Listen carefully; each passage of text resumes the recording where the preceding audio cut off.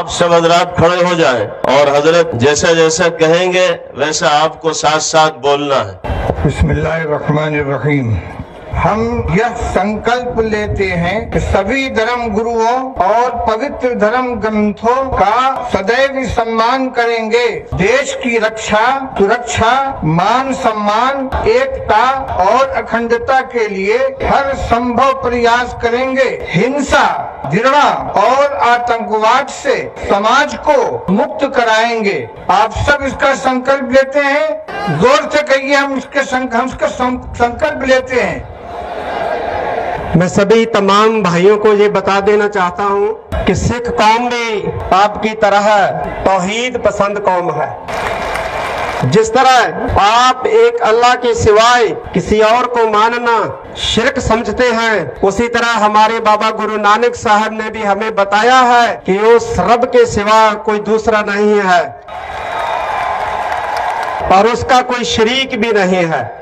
गुरु ग्रंथ साहब महाराज में गुरु नानक साहब का ये फरमान है कि तिसका शरीक को नहीं, ना को कंटक बैराई, ना उसका कोई शरीक है ना उसका कोई वैरी है, दुश्मन है।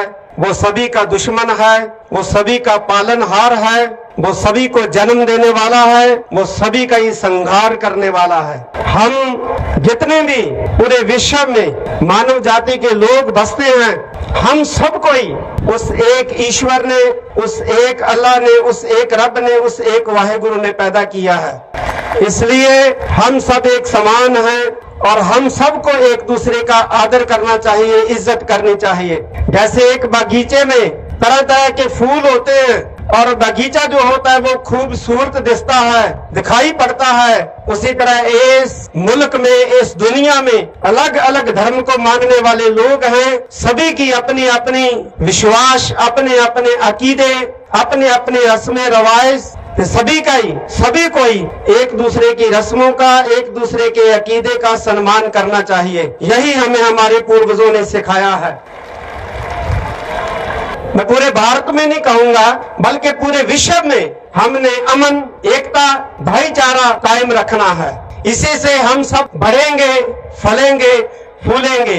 और मैं अंत में आपको ये बताना चाहता हूँ कि हमें मानवता को भी बचाना है, हम सबको मिलकर इस धरती को भी बचाना है। जैसे कि प्रण किया गया है, संकल्प लिया गया है कि हमने सबको मिलकर इस धरती को हरा भरा रखना है, तो ये बहुत अच्छी बात है।